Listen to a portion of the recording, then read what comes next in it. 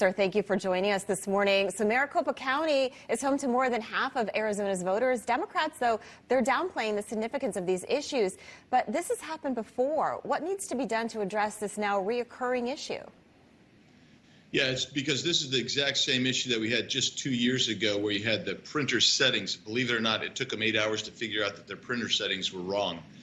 And you basically need new personnel at the top there. Because, look, you had 2 years to fiddle around with this and fix it, and you had the same problem, and this time it took you 8 hours to figure it out, and it's inexcusable. And we don't know how many. They say nobody was disenfranchised because they're going to count everybody's vote who managed to stay, who didn't have to be somewhere else, who didn't have to be at work, who didn't leave frustrated after waiting a couple hours in line simply because they couldn't wait anymore. We don't know how many people were disenfranchised by this failure, epic failure on the part of our election officials in Maricopa County. And right now, and I think it's important, there's no evidence to suggest that all the votes that were cast won't be counted. But again, Congressman, here we go again. We keep hearing words like irregularities, hijinks, tabulators. Reminds me of 2020, and that was not a good situation. I want to talk about the governor's race. Katie Hobbs is running against Kari Lake, the Republican.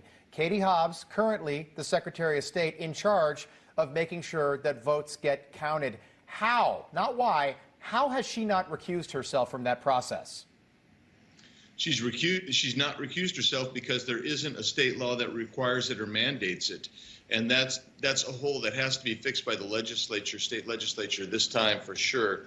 It's inexcusable that she's sitting there, and for her to say that she didn't think there was a conflict of interest shows that there is a moral gap in her perspective on conflicts and ethics. I mean, this is really outrageous.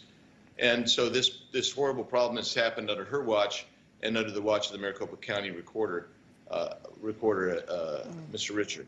Yeah, sir, Kari Lake doing interviews yesterday saying that she's convinced that she'll win. How do you see this playing out? So last night, there were about 600,000 votes left to be counted, believe it or not. And I don't even know if that counted provisional ballots that could be counted yet.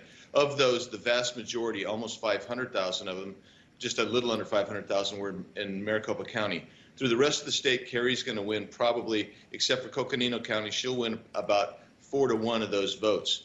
Coconino, she'll lose 6-4, and that'll actually put Kari over the top. She's going to lose about the 100,000 votes that were sitting down there in Pima County, which looks like those have been reported.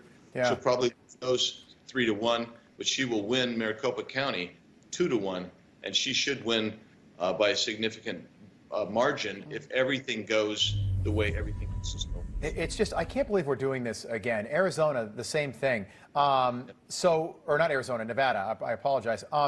Let's go to the Senate race in Arizona. Blake Masters, Mark Kelly, sitting Democratic senator. Right now, Blake Masters just about 5 points behind Mark Kelly. 70% of the vote is in. When do we know who won that race? Does Blake Masters still have a chance to come back? Rick Grinnell was on Newsmax yesterday, and he said that Blake Masters will likely win this race, even though it doesn't look good right now.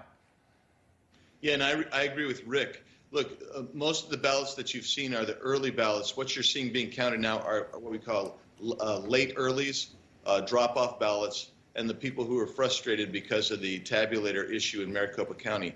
Those were all breaking for Blake, Kari, and the Republican slate, probably 2-1, at least 2-1 in some places, like I say, as much as 4-1. There's plenty of space and runway for Blake to land the plane here. It'll still be close, but I think that he still has a puncher's chance here. And I'm hoping, and not only do I hope, I believe that he will win, and so will the rest of that slate of Republicans. Yeah, hopefully we'll find out very soon. Sir, we have about 30 seconds. You comfortably won your re-election bid in Arizona's 5th congressional district. Talk to us about what's next on your agenda. Well, we're working to get a nice rules package out to restore democratization and decentralization of power in the House of Representatives. Then we'll be electing leadership here, and that'll be critical because we have only about 8 months to get our agenda up, running, and through because then you move into the election cycle. I know it's real fast, election cycle for the presidency of 2024, and that will suck the oxygen out of this place. And so I can't believe Yeah. it. We're already talking about 2024. Congressman, congratulations. I think it's about 54 days until January the 3rd. That is the day that we think the Republican majority will be sworn in for the next Congress. Congratulations to you yesterday. Keep us posted on what's going on out there in Arizona. I know people are waking up, turning us on, wanting to know what happened in Nevada and Arizona especially.